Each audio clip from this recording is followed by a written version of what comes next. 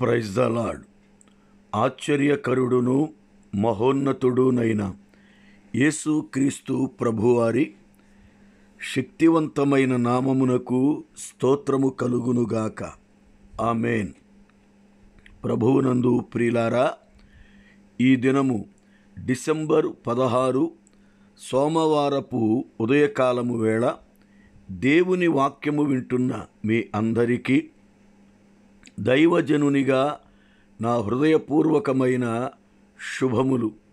దేవుని నిత్య కృప మీకు తోడయుండి మిమ్ములను నడిపించునుగాక. ఆమేన్. దినములు బహు త్వరగా గతిస్తున్నాయి. అప్పుడే డిసెంబరు మాసములో సగము దినములు గడిచిపోయాయి.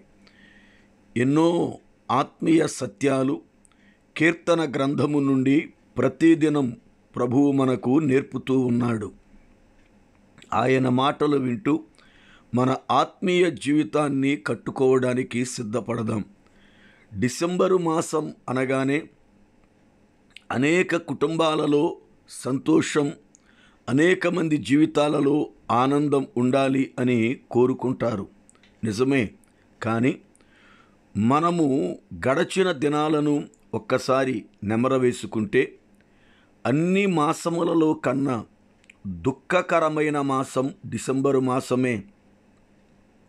ఎన్నో కుటుంబాలలో దుఃఖం, కన్నీరు, ఎన్నో కుటుంబాలలో వేదన, ఎన్నో కుటుంబాలలో మరణ ఘోష వినబడేటువంటి దినములు. కనుక జాగ్రత్త సుమ.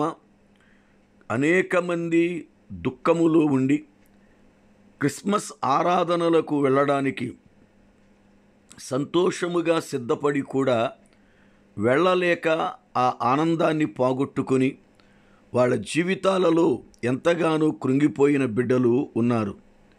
ఈ సంవత్సరం అట్టి రీతిగా కాకుండా ప్రభువు ఇమ్మానుయేలుగా మనకి తోడయుండి మనలను మన కుటుంబములను సంతోషముగా ఉండుటకు సహాయము చేయునుగాక. ఆమేన్. రండి, దేవుని వాక్యమును చదువుకుందాం. కీర్తన గ్రంథము 38వ కీర్తన 8వ చరణం. నేను సొమ్మసిల్లి బహుగా నలిగియున్నాను, నా మనోవేదనను బట్టి కేకలు వేయుచున్నాను. ప్రార్థన. పరిశుద్ధుడవైన పరమ తండ్రి, మీకు వందనాలు, స్తోత్రాలు చెల్లిస్తున్నాను. మీ కనికరమును కృపను బట్టి మా ఎడల మీరు చూపుతున్న వాత్సల్యత కొరకు వందనాలు. ఈ దినము లేఖనముల ద్వారా మాతో మాట్లాడండి, మమ్ములను బలపరచండి.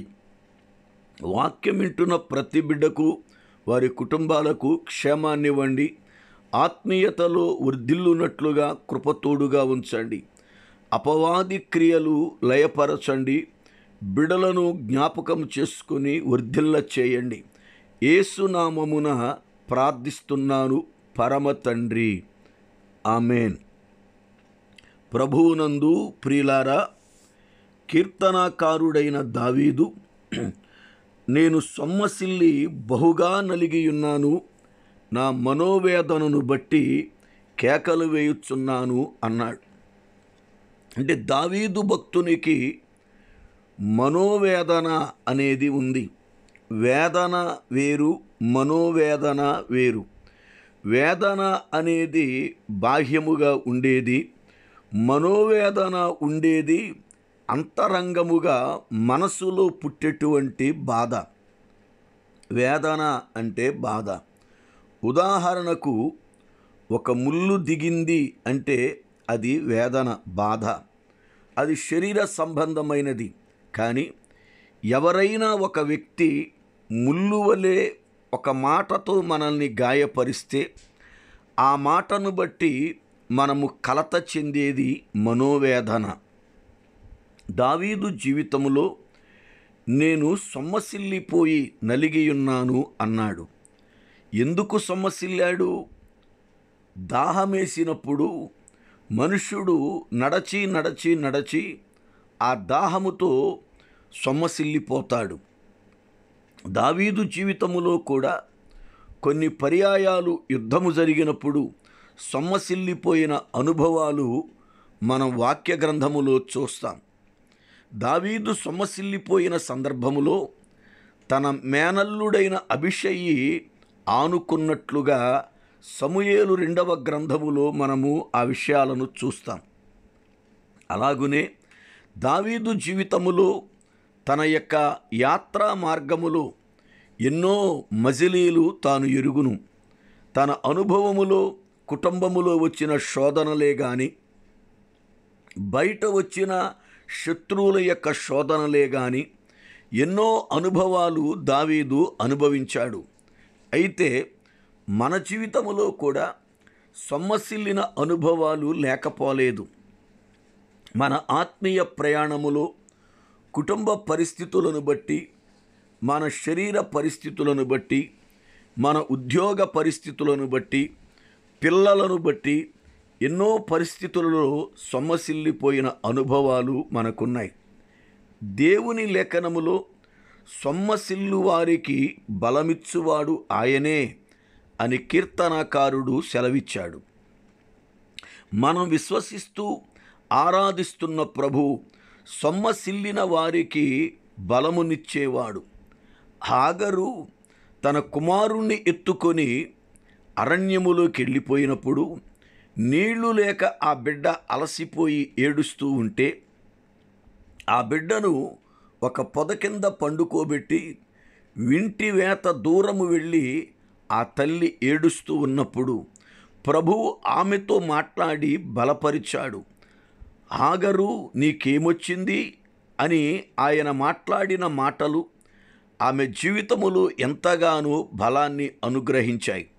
సోదరుడా, సోదరి, ఒకవేళ నీ జీవితములో కూడా నీకున్న కష్టాలను బట్టి, నీకున్న పరిస్థితులను బట్టి, నీకున్న కుటుంబ బాధ్యతలను బట్టి అలసిపోయి ఉన్నావా? ఎందుకంటే కొంతమంది బిడ్డలు ఎంతగానో కష్టపడినా కుటుంబములో విలువివ్వరు. ఆ బిడ్డ కుటుంబానంతటినీ పోషించిన ఆ బిడ్డను ఎవరు గౌరవించరు. అందరూ ఇంట కూర్చుని తింటూ ఉంటారు. ఆ బిడ్డే ఎంతో కష్టపడి వాళ్ళను పోషిస్తూ ఉంటాడు. అయినను ఆ మనిషి మమ్ములను పోషించడానికే పుట్టాడు అన్నట్లుగా వీళ్ళు బ్రతుకుతారు. ఆ కష్టపడి పెంచే వ్యక్తి ఒక మంచి వస్త్రము కట్టుకోడు, ఒక మంచి భోజనాన్ని తినడు, మంచిగా విశ్రాంతి తీసుకోడు. కానీ ఏ పని చేయకుండా ఇంటిలో ఊరికనే ఉండేవారు మాత్రం ఎన్నెన్ని సుఖభోగాలు అనుభవిస్తారో. ఈ పరిస్థితులలో అతడు కష్టపడి అతని శ్రమంతా కూడా ధారపోస్తాడు, సొమ్మసిల్లిపోతాడు. ఇలాగున ఎంతోమంది వారి కుటుంబాలలో నలిగిపోయిన వారున్నారు. నేనే ఎంతో కష్టపడుతున్నాను అని కన్నీరు కార్చేవారు ఉన్నారు. సోదరుడా, సోదరి, మనుష్యులు మీ కష్టాలను చూడటలేదను, నీ శ్రమను గుర్తించట్లేదను, నీకు విలువను ఇవ్వటం లేదను భయపడవద్దు. నిన్ను సృజించిన దేవుడు నీ ఎడల ఒక ప్రణాళిక కలిగి ఉన్నాడు. నిన్ను సృజించిన దేవుడు నిన్ను ఎందుకు ఏర్పరచుకున్నాడో ఎరిగి ఉన్నాడు. నీవు పుట్టకముందే నిన్ను గూర్చిన ఉద్దేశాన్ని ఆయన తన గ్రంథమందు లిఖించుకున్నాడు. నీవు తల్లి గర్భములో పిండముగా రూపుదిద్దుకోకముందే ఆయన కన్నులు నిన్ను చూచాయి. మనుషులు చూడలేదు అని బాధపడవద్దు, గుర్తించలేదు అని బాధపడవద్దు. ఇప్పుడు తీరతాయి నాకు ఈ కష్టాలు అని వేదన చెందొద్దు. ప్రతిదానికి ఒక సమయముంది. నీకు రాబోవు దినములలో ఎంతో శ్రేష్టమైనటువంటి ఫలమును ప్రభువు అనుగ్రహిస్తాడు. ఈరోజు కష్టాన్ని అనుభవిస్తున్నావా? ఒంటరితనాన్ని అనుభవిస్తున్నావా? శ్రమను అనుభవిస్తున్నావా? వేదన అనుభవిస్తున్నావా? రాబోవు దినములలో దేవుడు శ్రేష్టమైనటువంటి మంచి ఈవులను అనుగ్రహించి నీ జీవితాన్ని సంతోషదాయకముగా మార్చి నిన్ను అనేక మందికి ఆశీర్వాదకరముగా ఉంచుతాడు. యోసేపు ఐగుప్తులోకి వెళ్ళినప్పుడు ఒంటరివాడు, శ్రమ, అవమానాలు, నిందలు, ఎంతో భయంకరమైనటువంటి పరిస్థితులు. అయితే యోసేపును దేవుడు ఒక రోజున ప్రపంచానికే ఫలించేడి కొమ్మగా ఆయన నిలబెట్టాడు. నీవు కూడా నమ్మకముగా ఉండు, ఓర్పు కలిగి ఉండు, సహనముతో ఎదురుచూడు. చాలామంది బిడ్డలకు ఓర్పు సహనం ఉండటలేదు.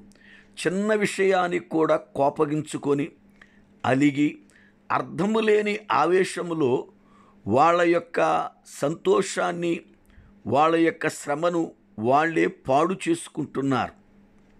జాగ్రత్త సుమ, అపవాది నీలో కోపాన్ని, ఆవేశాన్ని పెట్టి నీకు రావలసిన ఫలాన్ని పోగొడతాడు వాడు.